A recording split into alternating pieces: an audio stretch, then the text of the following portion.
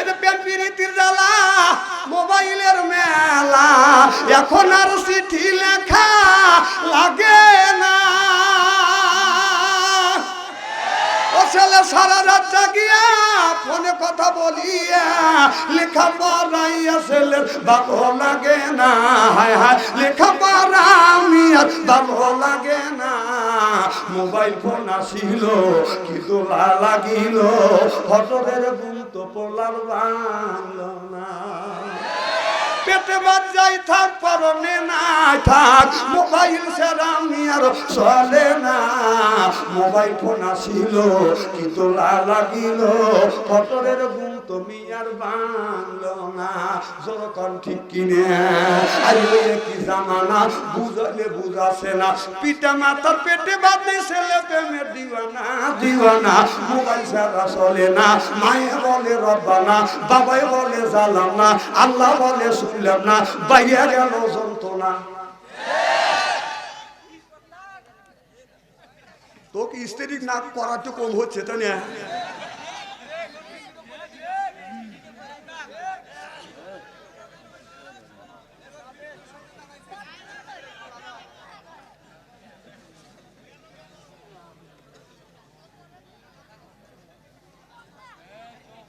মারহাবা কর আমার ভাইয়ের আমার।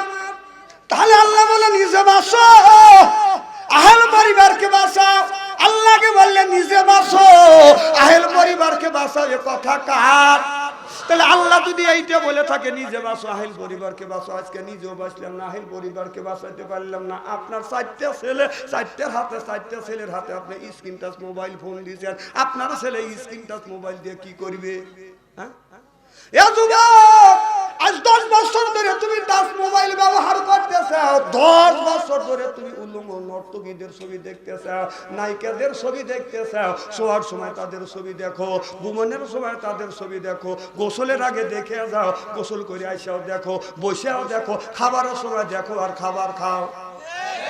তাহলে আল্লাহ বলে দুনিয়ার মানুষেরা আল্লাহর নাজ নিয়ামত যখন খাও তখন তুমি খাবার খাও কোন জ্ঞানে? খাবারের সময় তুমি উর্দু অলঙ্গ আপনার নর্তকীদের ছবি গুনে দেখতেছ। তুমি আজ 20টা বছর ধরে উলঙ্গ নর্তকীদের ছবি দেখতেছ। একটা দিনের জন্য তো ওই নর্তকীরা তোমার কাছে আসে নাই, স্বপ্নেও আসে নাই। এখন তো ঠিক করবে না, তোমরা কি মরবে না বাপ? তোমাদের মরা লাগবে না। এই 20 বছর ধরে মোবাইল হাতে, 20 বছর ধরে ওই একটা দেখতেছে, এত পয়সা রুচি দরকার। আমি না বলছি যে স্ত্রী করে ভালো বা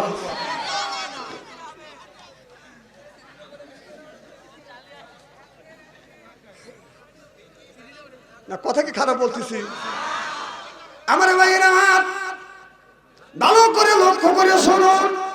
ও বাজার আমাদের নিয়তে শুনতে হবে। তাআলা আল্লাহ বললেন কু আনফুসিকুম আহলিকুম নারা, নিজে বাঁচো, তোমার আহল পরিবারকে বাঁচাও। আপনি বাবা 4টা ছেলের সাথে আপনি 4টা স্ক্রিন টাচ মোবাইল ফোন দিছেন। আপনার ছেলে স্ক্রিন টাচ মোবাইলের মধ্যে কি করতেছে আপনি কি জানেন? রাত 9টার সময় আপনার ঘরের মধ্যে ঢুকিয়ে রাত 3:30টা পর্যন্ত, রাত 3:30টা পর্যন্ত লাইনে রয়েছে। আপনাদের এই গ্রামের চৌবিলা গ্রামের মধ্যে যদি 500 জন যুবক যুবতী থাকে, তাদের কাছে যদি স্ক্রিন টাচ মোবাইল থাকে রাত 12টার পরে আপনি মেসেঞ্জারের মধ্যে ঢোকেন, ফেসবুকের ভিতরে ঢুকে দেখেন, গ্রামের মধ্যে 500 জন যুবক যুবতী যদি থাকে, তার 450 জন রাত 12টা, 450 জন রাত 12টার পরে লাইনে রয়েছে। না ও কি করতেছে? না তাহাজ্জুদ নামাজ পড়তেছে। ওই বাবা 4টা ছেলের হাতে স্ক্রিন টাচ মোবাইল দিয়ে ওই ছেলে আপনার উলঙ্গ ছবি দেখতেছে, নর্তকীদের ছবি দেখতেছে। ওর বাপ মসজিদের আগার কাতারে যা মোনাজাত করতেছে, রব্বানা আল্লাহ মাফ করো। এই 4টা ছেলের হাতে টাচ ফোন দিয়ে তুই মসজিদের আগার কাতারে যা ঠ্যাক ঠ্যাক করতেছিস। মসজিদ থেকে বারান্দা যা, কথা বল। 4টা ছেলের হাতে 4টা স্ক্রিন টাচ মোবাইল দিয়ে তুই ঠ্যাক ঠ্যাক করতেছিস, সুপার দাঁত করা দরকার।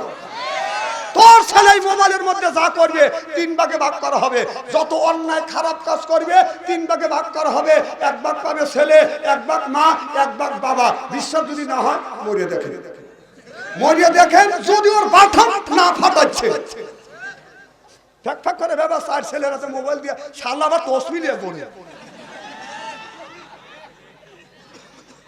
রাগ করতেছেন আমার কথা শোনেন।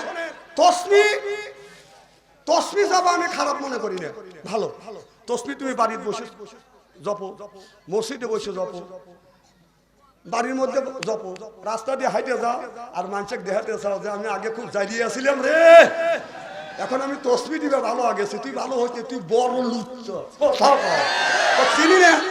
তোর ক্ষেতের কাছে যাওয়া যায় না, যে গরিব মানুষের যদি ক্ষেত থাকে, গরিবের ক্ষেত থাকে যদি 40%, তোর মতো তসবি দিবার লোক সাইটিয়া ওই জমি বানাচ্ছিস 38%। কথা বল, তুই তসবি টিপতেছিস মানুষের দেখা দেখা আমি জারিয়ে আসলাম এখন ভালো হয়েছি, তুই একটু ভালো হচ্ছিস। তসবি তো রাস্তা কাটি ভালো দেখে, তসবি টিপি বাড়িতে হাটে কার বাড়িতে হাইটে মানুষের দেখা যে জারিয়ার মানুষ দেখতিস, আমার মতো জারিয়ে আসলে কেউ এনে যারা তসবি টেপা লোক নাই দেহে আমাকে। হ্যাঁ ভালো বাবা, তুমি চলে যাও কে? ছাত্ররা আসুন, খুব কি খারাপ লাগতেছে মনে হয়, ইস্তেরি হচ্ছে তো। যারা তসবি দেবে রাস্তা রাস্তা হাইটে যার তসবি দেবে, এরা চিন্তা করতেছে যে এই বক্তা কান্দলো কিনা, হ্যাঁ না খালি প্যারাগি দিচ্ছে। আর বাংলাদেশে কত বক্তা আছে ওয়াজ করে কাশিয়া কুশিয়া পাই দিয়ে পুজো একবার মেঘখানি করে বলে। আবার কতগুলি বক্তা বাড়াইছে, ও বিয়ে করার সময় যৌতুক নিচ্ছে 4.5 লক্ষ টাকা, ও ওয়াজ করে আর তসবি দেবে এরকম করে মানুষকে দেখা দেখ আমি কাল আগে কাল যৌতুক নিচ্ছি, মানুষের দেখা দিয়েছে আমি বুজুর্গ হয়েছি, বুজুর্গ আলাদা দেখা।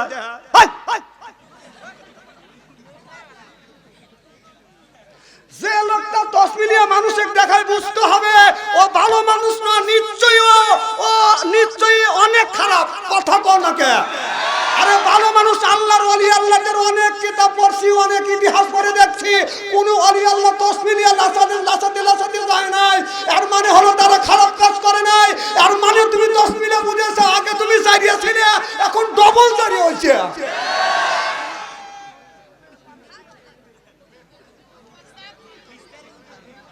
ইস্তেরি হচ্ছে তো, আমি বলছি আর জীবনে আমার কানবেন না, তো আমি জানি ভালো ভালো তসবি তো বাকি আমি নিষেধ করতেছি। তুই মসজিদে বসে টেপ, হ্যাঁ তুই বাড়ির টেপ ঘুরে ঘুরে টেপ, রাস্তা দিয়ে যাওয়া লোকের মানুষের দেখার লাগবে এইগুলি কোন অলি আল্লাহ বলছে? হ্যাঁ কোন অলি আল্লাহ বলছে? আবার স্টেজে উঠে তসবি টেপা দেখ জারিয়ে করে আমি কম আসছিলাম না, এখন আমি ওয়াজ করতেছি। বুঝতে হবে 1 নম্বর বন্ধ মানে হক কত কমেছে। আমি ওইসে যাও যা বাবা যাও যাও যাও, হ্যাঁ যাও মারহাবা করো। আমার ভাইয়ের, আমার মুসলমান ভাইয়ের, আল্লাহর হাবিবের বিয়াম্মাদেরা ভালো করে রক্ষা করে শুনে না, মনে নিয়ে কথা শুনতে হবে। ও মুসলমান ভাই, আল্লাহর হাবিবের বিয়াম্মাদেরা ভালো করে লক্ষ্য করে শোনা। এবার রাবিয়া বস্তি আপনার লক্ষ্য করে দেখে, হাসান বস্তি আপনার পানির উপরে যায় নামাজ করে বাজার এরকম করে নামাজ পড়তেছে। রাবিয়া বস্তি এইটা দেখে মনে মনে চিন্তা করতেছে, হুজুর আপনার পানির উপরে যায় নামাজ পড়ে এইটা দেখলে মানুষের ইমান নষ্ট হওয়ার সম্ভাবনা আছে, বিভ্রান্তির মধ্যে পড়ে যাবে। রাবিয়া বস্তি নামাজ পড়িয়ে আল্লাহর কাছে হাত তুলে বলে, মওলা আমি তো আমার জীবনে তোমার কাছে কোনো কিছু চাই না, আল্লাহ একটা জিনিস চাই, আল্লাহ তুমি আমাকে দিবে। আল্লাহ আপনার আলিল হামলাইছে বিহুদ্দা, আল্লাহর যখন ইচ্ছে হয় ওলি বান্দার সাথে কথা কয়, ওলি বান্দার যখন ইচ্ছে হয় আমার মাওলার সাথে কথা কয়। আল্লাহু আকবার বলেন। তেরে দিদার খোদা हमको बनाया, तेरे दीदार खुदा हमको बनाया, अपना गुलाम बना हमको खुदाया, सिल्लकल मरहबा। এবার আল্লাহ বলে, রাবিয়া তোমার উস্তাদ পানির উপরে নামাজ পড়ে আর আমি তোমাকে নামাজ পড়াবো এমন জায়গায় যা তোমার ওস্তাদ জীবনে পড়ে না, আমি তোমাকে নামাজ পড়াবো বাতাসের উপর। রাবিয়া বস্তি আপনার যায় নামাজের মাসাল্লা বাতাসের উপর ফিরে দিল। রাবিয়া যায় নামাজে দাঁড়াইয়া বাদান বাতাসের উপরে নামাজ পড়তেছে। হাসান বস্তি জানিয়ার থেকে বামে সালাম ফিরিয়া লক্ষ্য করে দেখে আমি নামাজ পড়লাম পানির উপর, পানির এক্সট্রা স্তর আছে, আর রাবিয়া নামাজ পড়ে বাতাসের উপর। কারণ এই রাবিয়া আমার চাইতে বড় আমলদারি। সুবহানাল্লাহ। আমি এই ধরনের ইতিহাস অনেক করছি, অনেক আল্লাহর ওলিরা পানির উপর দিয়ে হাঁটে গেছে। আমি চিন্তা করলাম দেখি আমি হাঁটতে পারি নাকি, এটা একটা পরীক্ষা করার দরকার আছে না? রমজান মাস বিবিকে বললাম, দুজন উঠে তাহাজ্জুদ নামাজ পড়ে বললাম তুমি রান্না করো, আমি নদীর কিনারে থেকে আসি। নদীর কিনারে যায় জীবনে যত দোয়া কালাম শিখছি সব দোয়া কালাম করছি, পানির উপর দিয়ে হাঁটবো। এখন দোয়া কালাম পড়িয়া যেখানে ফুলা দরকার ফুলিছি, ফুলিয়া ডাইন পার পায়জামা তুলে যে বিসমিল্লাহ পাও দিছি, পানির মধ্যে বড় করে পাও লেগে গেছে। আমি চিন্তা করলাম এখন আমি ভালো হইতে পারি নাকি? হ্যাঁ, আমি ভালো হইতে পারি না, হয় আমার দাবার দেন না হয় না দেন। কতগুলো দালালি করে, আল্লাহর ওলি পানির উপর দিয়ে হেঁটে গেছে, এত দালাল লাগছে। কথা কয় না, কথা কয় না। তুমি দেখবি দালাল মানে একটা পাগড়ি বাঁধে আর একটা দিয়ে ঘুমুর দেয়, মনে করে আল্লাহর ওলি হয়ে গেছে, তসমি হাতিলে মানুষ ওই এক নম্বর লুচ্ছ। কথা কও, কথা কও। আর তুমি দালালি করো না। আল্লাহর ওলিরা কয় আমরা ওলি, ওই যে বড় বড় চোখ করে তাকাচ্ছি।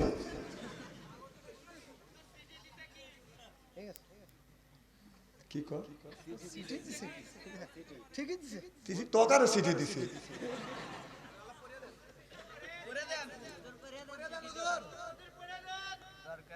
তুই পড়গা আমার সিটে পড়বে নিলে আমার বাদ যাওয়া লাগবে। তুই কি ফটো দিবেন লেগেছি নাকি?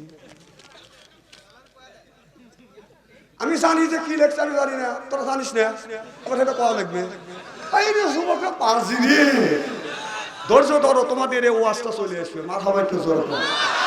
আমার ভাইরা, মুসলমান ভাইরা, আল্লাহর হাবিবের প্রিয় উম্মতেরা ভালো করে লক্ষ্য করে শুনুন। এবার রাবিয়া বস্তি যখন আপনার পানির বাতাসের উপরে যায় নামাজ পড়ে বাদান নামাজ পড়লেন, হাসান বস্তি এই দৃশ্য দেখিয়ে বলে রাবিয়া আমি তোমাকে বিয়ে করতে চাই। সুবহানাল্লাহ। দেখেন কেরামতি দেখছে আর হাসান বস্তি বিয়ে করতে চাচ্ছে, তার কারণটা কি? কারণ হলো হাসান বস্তি মনে মনে চিন্তা করতেছে কিয়ামতের ময়দানে আমার নেকি দিয়ে যদি আমি পার না হইতে পারি, আর বিবি যদি আমলদারি হয়, বিবি যদি আমলদারি হয়, আল্লাহ কিয়ামতের ময়দানে বিবিদেরকে বলবে যে জান্নাতে টিকিট দিলাম, জান্নাতে যাও। এবার ওই বউ জান্নাতের দরজার সামনে গিয়ে দরজার পাশে দাঁড়াইয়া বলবে আল্লাহ তুমি আমাকে জান্নাতে দিলে, আমার স্বামী কই? আল্লাহ বলবে তোমার স্বামীর আমল লাখ লাখ ভালো ছিল না, এই জন্য তোমার স্বামীকে তোমার স্বামীকে জাহান্নামে দেবো, তোমাকে জান্নাতে দিব। এবার ওই বউ বলবে আল্লাহ তুমি বলেছো প্রত্যেকটা জিনিস জোড়ায় জোড়ায় তুমি পাঠাইছো, জোড়ায় জোড়ায় জান্নাতে দিবে, আমার স্বামীকে যদি তুই জান্নাতে না দাও আমি একা জান্নাতে যাব না, তোমার টিকিট তুমি নাও। আল্লাহ তখন বলবে বান্দারে আমার বান্দি আমি দিতে জানি নিতে জানি না, যা তোর আমলের বিনিময়, তোমার আমলের বিনিময় তোমার সাথে তোমার স্বামীকে জান্নাতে দিয়ে দিলে। মিয়াদের কি বাবা, আপনার বউ যদি জান্নাতে যাইতে চায় একা একা যাবে না, বলবে আল্লাহ আমার স্বামী দাও, আর সেই বউ মারো। হ্যাঁ, সেই বউ মারো, খবরদার বউ মারবেন না। মামুনেরা বলতেছে এত সুন্দর সোনার মৌলবী কোনে আসছিস? না না, বউ মারা হারাম, কেন বউ মারবেন? খবরদার বউ মারবেন না। আল্লাহর নবী 11টা বিবি ছিলেন। আমার নবী বলেছেন 11টা বিবির সাথে রাসূল দীর্ঘদিন ঘর সংসার করছে। আমার নবী একটা বিবিকে কোনদিন বাজান মারে নাই, কারণ চোখ রাঙায় নাই, দমক দেও কথা বলে নাই। আপনি কেন বউ মারবেন? বউ মারা হারাম, এটা কি মারার তা? খবরদার বউ মারবেন না। মা বোনের কাছে এই মৌলবীরই দরকার। হ্যাঁ হ্যাঁ, না না, বউ মারবে কে মারার জিনিস?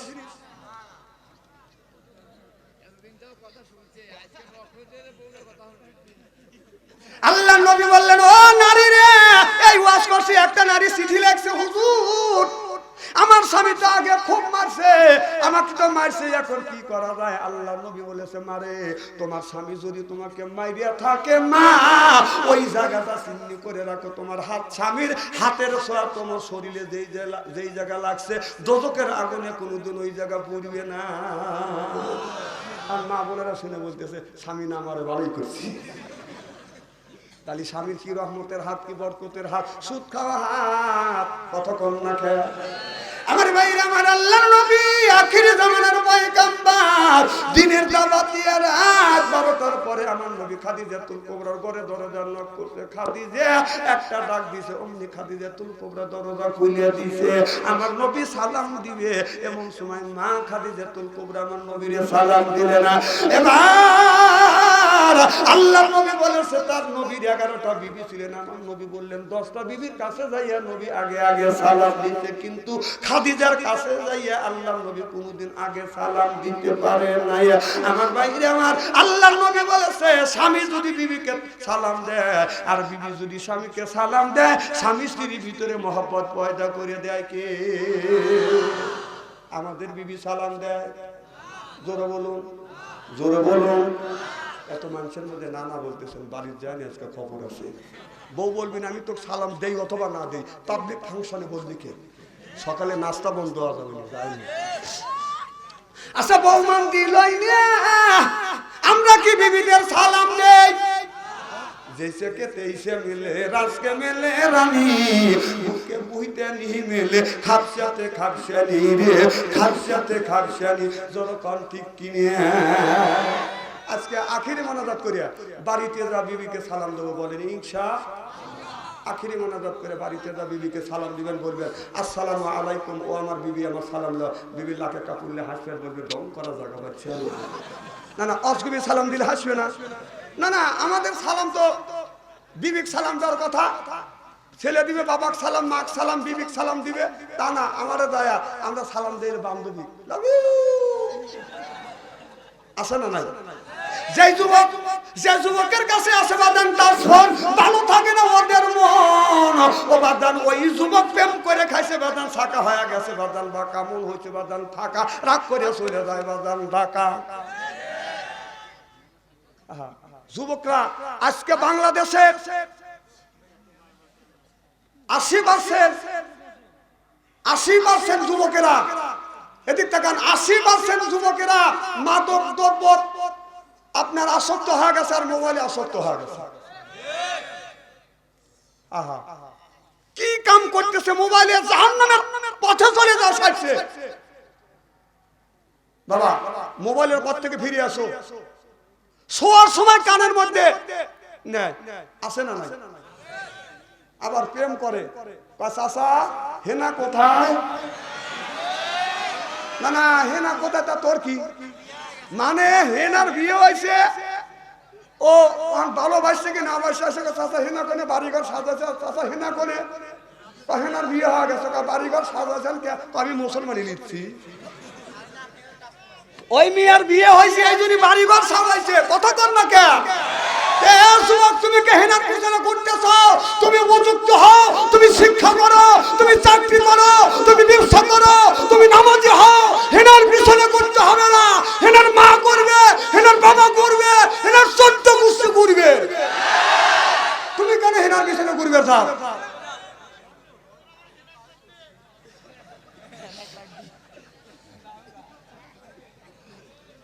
বাবা এদিক তাকান, এদিক তাকান। আপনার ছেলে আজ জেনার হার বেড়ে যাচ্ছে, একমাত্র ছেলেদের হাতে মোবাইল উঠে। আর বাবা মা ছেলের বয়স যদি 20-15 বছর হয়, ছেলে যদি উপযুক্ত হয়, এই ছেলেকে আপনি কেন বিয়ে করেন না? না না, এই ছেলেকে কেন বিয়ে করেন না? ছেলে তো বিয়ের উপযুক্ত, ওষুধ তো বউ চায়। বাপ মা কয় যে ওকে আমি বিয়ে করবো, ছেলের বয়স 25 বছর, ও খালি প্রেম করে ঘুরে বেড়াচ্ছে। হ্যাঁ, তাও হ্যাঁ বিয়ে করে না। যদি বিয়ে করতে চাকা তুই নিজ পাও দ্বারা, ও তোমার পায়েও দ্বারা। বউ বিয়ে করে বউ খাওয়াবি কি? রিজিকের গোডাউন, মানে রিজিকের মালিক তোমাকে বানা দিছে, তোমাকে এই গোডাউনের আর তোমাকে রিজিকের কন্ট্রাক্টর বানাইছে। এই দুনিয়ায় তোমার ছেলেকে, তোমার মেয়েকে দুনিয়ায় পাঠানোর 50,000 বছর আগে আল্লাহ রিজিক দিছে, তারপরে তোমার সন্তানকে আল্লাহ দুনিয়ায় পাঠাইছে। তোমাকে রিজিকের কন্ট্রাক্টরি দেওয়া হয় নাই। তোমার ছেলে বিয়ের উপযুক্ত যে যদি 15 বছর বয়স হয় যদি উপযুক্ত হও তাড়াতাড়ি বিয়ে করে দাও, জেনার হাত থেকে ছেলেটাকে বাঁচাও। এরা প্রেম করতে করতে প্রেমের সেঞ্চুরি করে ফেলেছে। কবরের মধ্যে এই গোরস্থানে বাইশটার যদি চাও ছেলেকে বিয়ে করা, নইলে ছেলে এই মোবাইলের মধ্যে যত খারাপ কাজ করবে, বাবা যদি কবরের মধ্যে শুয়েও থাকে, মা যদি কবরের মধ্যে শুয়েও থাকে, ওই কবরের মধ্যে ছেলে যত অন্যায় করবে ভ্যাকসিনেট হয়ে কবরের মধ্যে যাবে। বিশ্বাস যদি না হয় পড়ে দেখেন। মিস কল দিছে, গলা সিবিটা ধরে রাখো, ঘন্টা খানির জন্য সিবিতে ধরে রাখো, তখন বের হবে দেখবে যে কে কয়বার চিল্লানি দিছে, তখন তুমি ডাইরেক্ট ব্যাক কল করো। কথাটা ওয়াস্তা করবে। দেখ খুব কি খারাপ লাগতেছে নাকি? চলবে তো মারহাবা একটু জোরে কর। আমার ভাইয়ের আমার ওই দিকে যেতে চাই না। এই রাবিয়া বস্তি একজন মহিলা মানুষ, এই রাবিয়া বস্তি বদল হজ করবার জন্য যখন গেছে, এই রাবিয়া খানায় কাবার গেলাম ধরে বলতেছে, কাবা রে তুমি হলে তামাম পৃথিবীর মুসলমানের নামাজের কাবা, আর আমি রাবিয়া তোমারে জিজ্ঞেস করি তোমার কোনো কাবা আসেনি?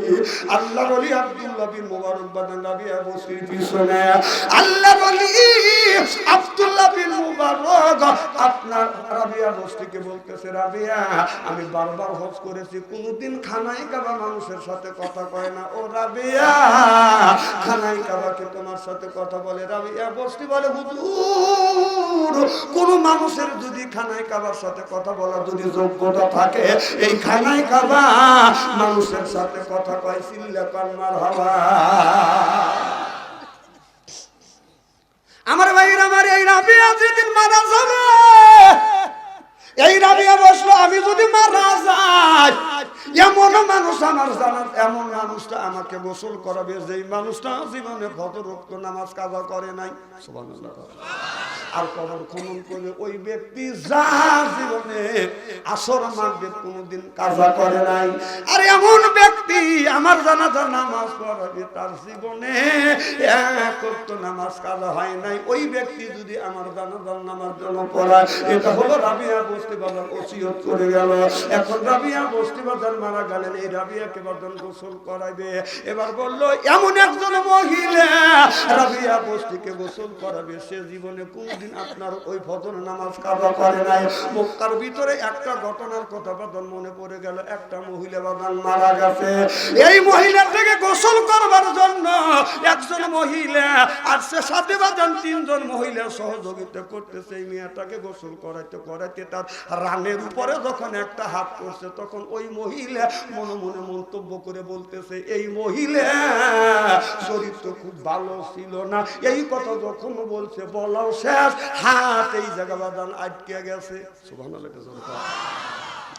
আর হাত আটকে গেছে, চিল্লা পাল্লা করতেছে। যারা সহযোগিতা আরো 3 জন ছিল, তারা ওখান থেকে দৌড়া বাদান চিল্লা পাল্লা করতে করতে সরে গেছে। কয় কি হয়েছে? যে মহিলাটাকে গোসল করাইতে গেছে, রানের উপরে যখন হাত পড়ছে, অমনি বাদান হাতটা বাদান আটকে গেছে। বাদান এলাকার হাফেজাকারী মাওলানা ডাকছে, বাদান কোনো কবি বাদান সেরে নেওয়া বাদান সম্ভব হয় না।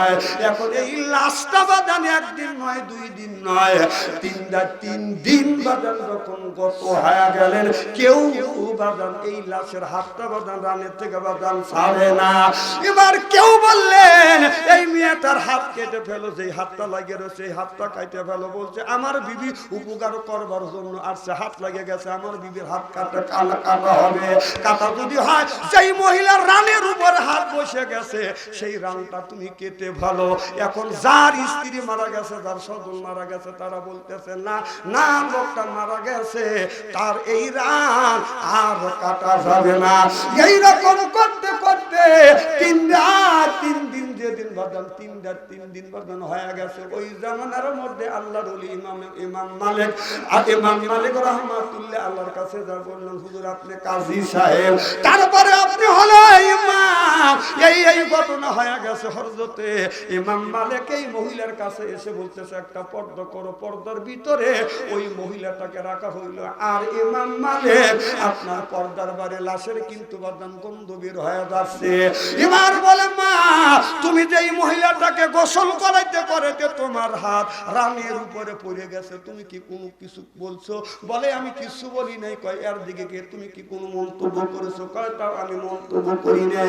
ইমাম মালিক বলে মন্তব্য যদি না করতে তাহলে তোমার হাত এইরকম, তোমার হাত এইরকম আটকে যাইতো না, লাগিয়ে যাইতো না। তুমি সঠিক কথার উত্তর দাও। এবার মেয়েটা বলতেছে হুজুর এই মহিলাকে আমি গোসল করাইতে করাইতে রানের উপরে যখন হাত পড়ছে তখন আমি মন্তব্য করছি, আমি দেখছি এই মেয়েটা যখন জীবিত ছিল একটা পুরুষের সাথে বাঁধন আপনার হাইটে যাচ্ছে। এইটা দেখে আমি মন্তব্য করেছিলাম এই মহিলার মন কয় এইটা হবে প্রেমিক। এই মেয়েটাই লোকের সাথে খারাপ ব্যবহার করছে, রানের উপর যখন হাত পড়ছে এই কথা আমি কল্পনা করছি। অমনি আমার হাত আটকে গেছে হুজুর, আর আমি হাতটা ছাড়াতে পারি না। আল্লাহর ওলি ইমাম মালিক বলল মা তুমি যে মেয়েটার উপরে মন্তব্য করলে এই মেয়েটার যার সাথে গেছে সে কে? তার স্বামী হয় না, ছেলে হয় না, না তার বন্ধু হয় না, তার কি হয়? কয় আমি জানি না। কয় তুমি না চাই না কেন মন্তব্য করলে? তুমি যে মন্তব্য করলে এই মেয়েটা কি জীবনে খারাপ কাম করছে তুমি কি দেখছো কি শুনছো? কয় শুনিও নাই দেখো নাই। ইমাম মালিক বললে না জানে না শুনে কেন তুমি এইরকম খারাপ মন্তব্য করলে? আমাদের দেশের অনেক মহিলাকে গোসল করাতে গিয়ে অনেক ধরনের মহিলা অনেক ধরনের গল্প করে, এরপরে মানুষের কাছে প্রচার করে। অনেক পুরুষ মারা গেলে গোসল করানোর পরে বাজান যে লোকটা গোসল করা আসে বাজান নানান ধরনের কথা কয়। সিল্লে কল ঠিক কিনে ওখানে আপনি আন্দাজে কথা বলা দেবেন। আমার ভাইরা ইমাম মালিক বললেন হাদিস কোরআন পড়ে ইমাম মালিক বললেন এই মেয়েটার শরীরের উপরে আপনার 80টা বেতের আঘাত করো। 80টা যখন বাদান বেতের আঘাত করার হুকুম দিয়েছে ও বাজান আপনার মারতে মারতে মারতে মারতে মারতে মারতে আর 5টা বাদান বাদ আছে, আর 5টা বাড়ি দিলে বাদান 80টা বাদান বাড়ি হয়ে যাবে। বলে ইমাম মালিক এখনো তো হাত ছাড়ে নাই, আর মাত্র 5টা বাড়ি বাদ আছে। বলে আরো 5টা দেয়া। আল্লাহর বিধান রসুলের বিধান কোনোদিন মিথ্যা হবে না। যখন পুরোটা 80টা যখন আঘাত করছে তখন এই হাতটা আমার দান ছাড়িয়ে আসছে।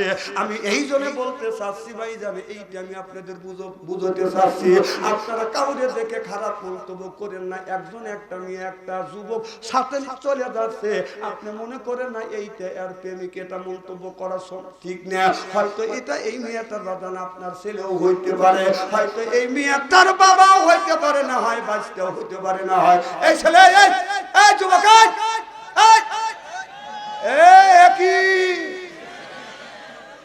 তুমি ব্যবসাটা কানা বক্তাইছে মিস কল দিছ তুমি উঠে তো চলে যাবে, অত সহজ না। খুব কি খারাপ লাগতেছে নাকি? জনগণ মার হবা আমার ভাইয়ের আমার এই জন্য বলবো খারাপ মন্তব্য করিও না।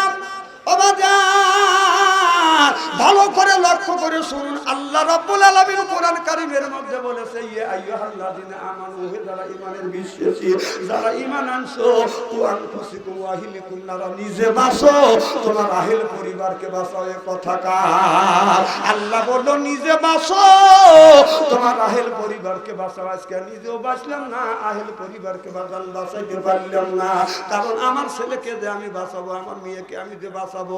আল্লাহ বলে আগে নিজে বাঁচো, তারপরে তোমার আহেল পরিবার ছেলে সন্তানকে বাঁচাও।